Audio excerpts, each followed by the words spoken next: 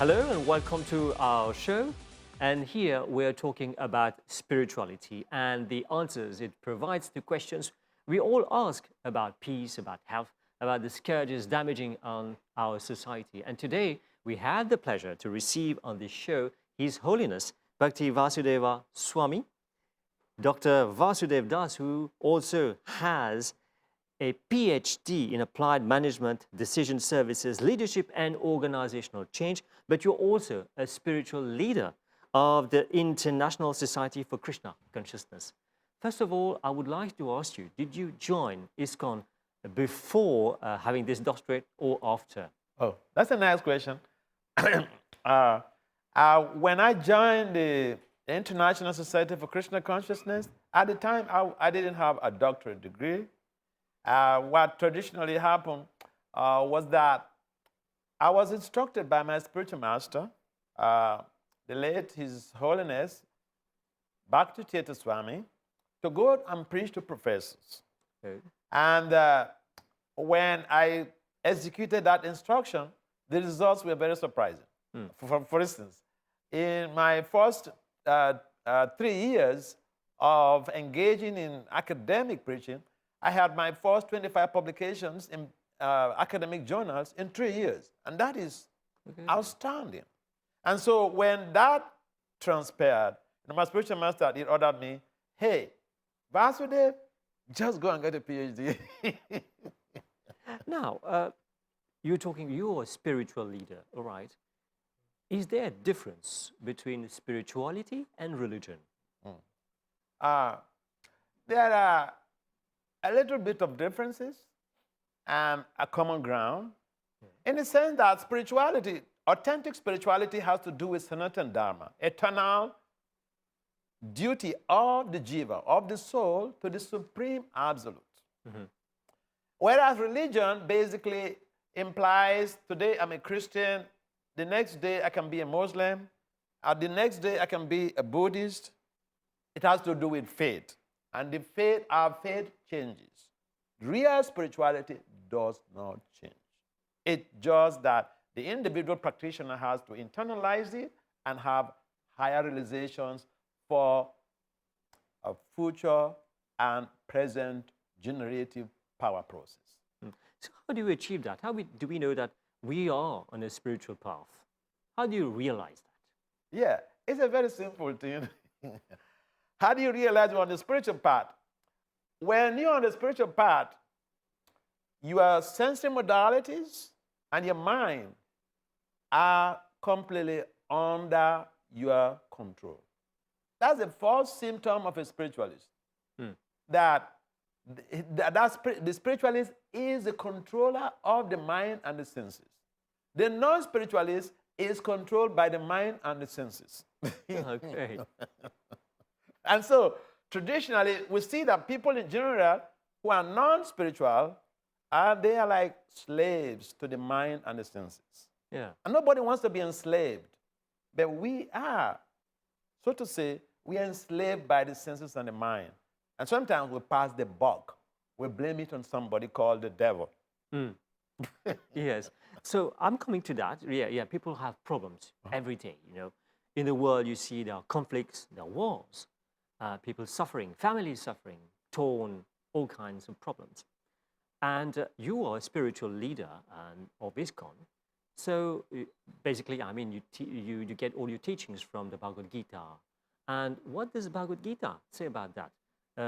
The source of all problems, what is it? That's a very interesting question.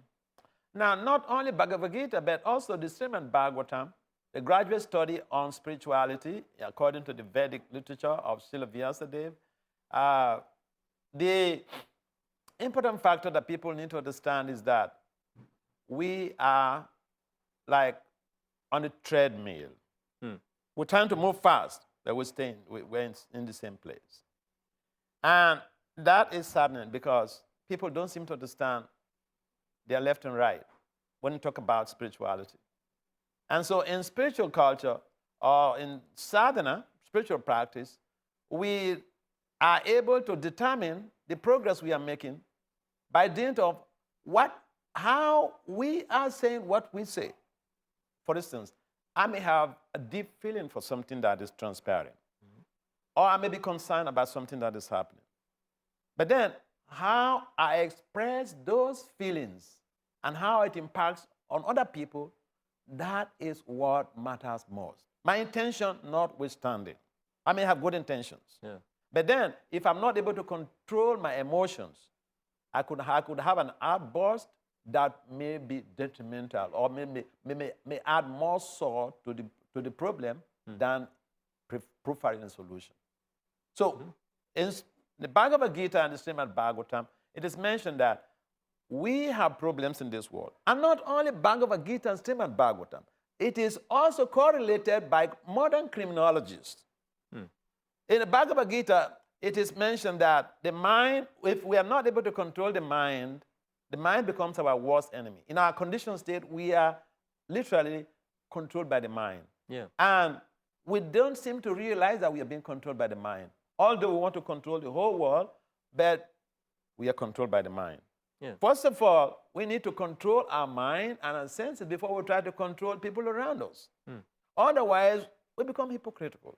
Yeah. And so the main problem in society is adanta gobi visatam, tamishram. What does that mean?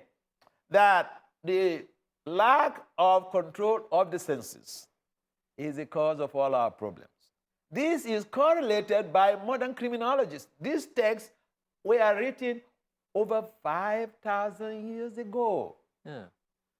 And the same information is being given by criminologists. The general theory of crime stipulates that all crimes and antisocial behavior, talk about drugs, illicit relationships, bullying, these are social vices. They are due to uncontrolled senses and uncontrolled mind. Yeah. This is exactly what Lord Krishna mentions in the Gita, that for the conditioned soul, the mind, the uncontrolled mind is our worst enemy. We think we have enemies somewhere else. Our problems are coming, the problems on this planet. It is not just Bhagavad Gita saying that or Bhagavatam saying that. The criminologists also say that the problems we have on this planet, crimes, social vices, are due to uncontrolled mind and uncontrolled senses.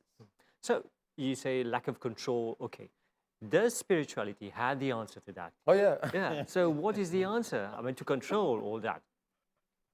Now, the answer to that is that we engage in sadhana. Yeah. And sadhana means spiritual practice. Authentic spiritual practice guided by a bona fide spiritual master under checks and balances, guru, sadhu, and sas, practitioners, the scriptures, and a living spiritual master who has to guide us. See, if even you want to do a PhD, you need to work under a supervisor. Yes. You need to do your research, your dissertation under a supervisor.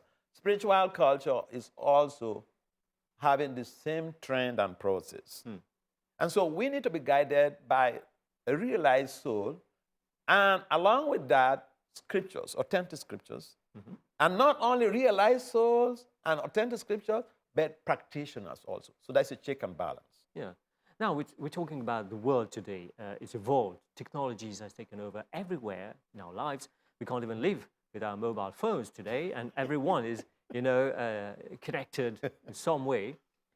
But we're connected, but we feel that distance between human beings. Like you see, wars everywhere. So we're connected, but we see people hating each other. And have we, been disconnected also from our values, the roots of spirituality? Is it what is causing all those problems? Like I mentioned before, the root cause is that we have digressed from the path of spirituality. We have digressed. We are so much sidetracked from the path of obeying the laws of God. We want to be worshipped. We want to be the controllers.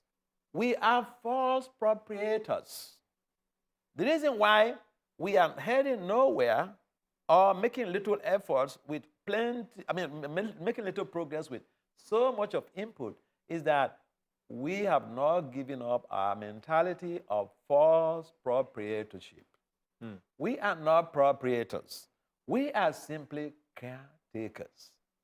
If we don't understand that very simple principle, then it brings a lot of problem because we want to misappropriate the whole resources in the material world. At the same time, we are not able to appropriate our sensory modalities and the mind. Yes. So we are hypocritical.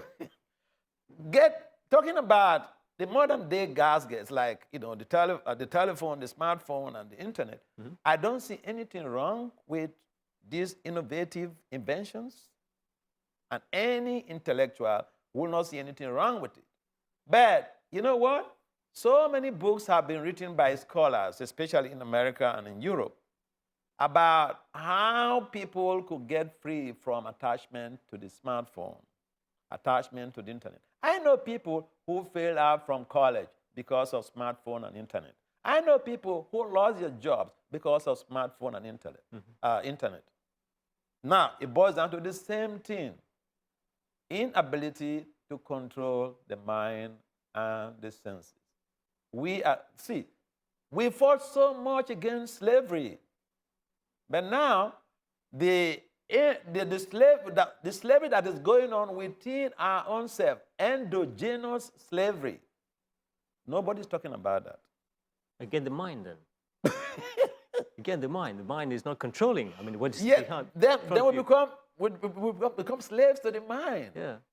Therefore, in spiritual culture, spiritual practice, you have that opportunity to become free from the impulse of the mind and the senses. For instance, if a Swami is supposed to be a Goswami, a controller of the mind and the senses. See, I've been celibate for 40 years. I have skills. I have over 35 publications in peer-reviewed journals. Most of my students are females.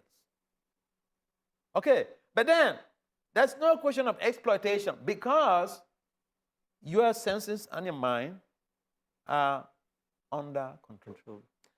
So, Your Holiness, it was very nice having you here. Of course, we're going to conclude for this episode, and we'll come back again. We'll have you for another series talking especially about the youths. Thank you. So thank you, dear viewers. We had His Holiness Bhakti Vasudeva Swami with us, and we will see you in another episode with him together.